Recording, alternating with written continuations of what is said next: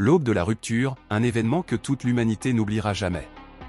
Tout a commencé lorsque des donjons se sont ouverts soudainement à travers le monde, déversant des monstres sans fin. En quelques années seulement, le monde des humains fut poussé au bord de la destruction.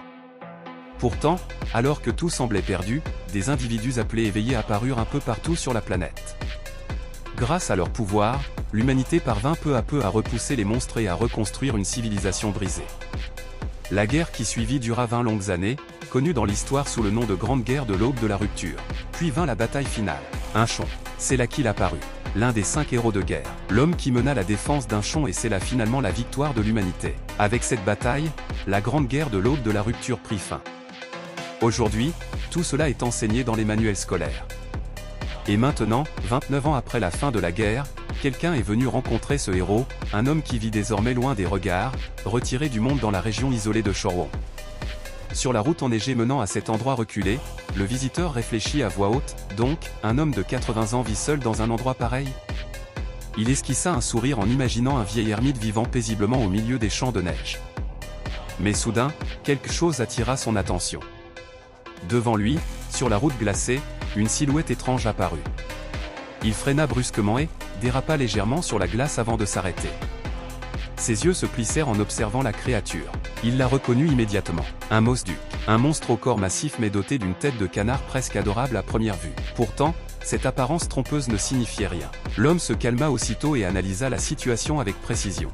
Pour l'instant, la créature semblait docile. Mais il connaissait parfaitement ce monstre. Un Mosduc pouvait courir à plus de 100 km/h, et surtout, il ne vivait jamais seul. Lentement, il recouvrit sa main d'une aura prête à exploser au moindre danger, se préparant au pire tout en réfléchissant, si c'est vraiment un Mosduc, alors c'est un monstre de rang A, une espèce classée catastrophe. Est-ce que je vais vraiment devoir me battre? Mais au même instant, l'expression du Mosduc changea. Ses yeux devinrent furieux, ses muscles se contractèrent et son corps se pencha en avant, prêt à bondir sur lui. L'homme serra légèrement les dents en pensant froidement que si ce combat commençait, il risquait très mal de se terminer. Il n'avait plus d'autre choix que de courir. Derrière lui, les Mosducs fonçaient sur la neige à une vitesse terrifiante, leurs pattes martelant le sol glacé comme une tempête qui se rapprochait à chaque seconde. Il courait de toutes ses forces, le souffle court, criant presque d'incrédulité, comment quelqu'un peut-il vivre dans un endroit pareil? Mais soudain, quelque chose dans le ciel attira son attention. Son regard se leva, et son cœur se serra. Il reconnut immédiatement ces silhouettes.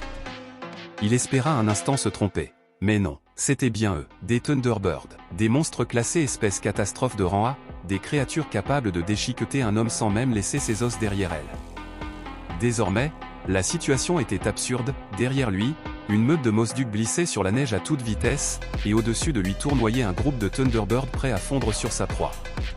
Il continua à courir, hurlant presque de frustration, pourquoi est-ce que des monstres de rang A se promènent dans ce quartier comme de simples oiseaux du coin? Puis soudain, une petite cabane apparut devant lui. Sans hésiter, il décida de s'y réfugier. Il bondit pour franchir la clôture, mais c'est exactement ce moment qu'attendait l'un des Thunderbirds. L'oiseau géant plongea comme un éclair et referma ses serres autour de son corps.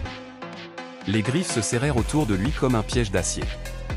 Le monstre pencha la tête, prêt à le dévorer. Dans les airs, il sentit la mort approcher. Son corps se figea, paralysé par la peur. Puis, une voix calme résonna soudain, « Ce n'est pas quelque chose que tu dois manger. » À cet instant, un phénomène étrange se produisit. L'expression du Thunderbird changea brusquement. La férocité disparut de ses yeux, remplacée par une douceur presque absurde. L'homme, toujours prisonnier de ses griffes, resta stupéfait. Ses yeux, ils sont devenus plutôt mignons, pensa-t-il, totalement perdu. Puis il tourna la tête vers le sol, convaincu d'avoir entendu une voix humaine. La personne qui avait parlé se tenait là, tranquillement. Elle leva simplement les yeux vers le Thunderbird et lui dit calmement de relâcher l'homme et de partir. Et contre toute logique, le monstre obéit. Les serres s'ouvrirent et l'homme tomba, mais il parvint à atterrir sur ses jambes avant de lever les yeux vers le ciel. Les Thunderbirds s'éloignaient déjà. Il murmura, stupéfait, un monstre, qui obéit aux ordres d'un humain. L'homme qui avait donné l'ordre le regarda alors et demanda simplement, « Es-tu le nouvel officier administratif ?» Pris de court, le visiteur demanda à son tour, « Et vous, qui êtes-vous » Mais avant même de répondre, l'homme tourna légèrement la tête vers la clôture. Les Mosducs, qui cherchaient encore à atteindre l'officier administratif à travers la barrière, furent stoppés par un simple ordre, il leur dit de partir. Immédiatement, tous les Mosducs se redressèrent, parfaitement alignés, comme des soldats au garde à vous, puis se mirent à repartir en double file. L'officier resta bouche bée. Attendez, est-ce que ces monstres sont vraiment en train de marcher en double file? À ce moment-là, l'homme soupira légèrement et dit calmement, « Je t'ai pourtant dit que tu n'avais pas besoin de venir chaque fois. » L'officier administratif répondit instinctivement, « Oui. » Avant de réaliser soudain quelque chose. Ses yeux s'écarquillèrent. L'homme devant lui, c'était le légendaire Choi Kang-ho, le héros de guerre, l'homme qui avait 80 ans cette année. Le maître des bêtes légendaires qui avait apporté la paix actuelle en remportant la victoire durant la Grande Guerre. Seigneur Choi Kang-ho. Pendant un instant, il resta figé à le regarder.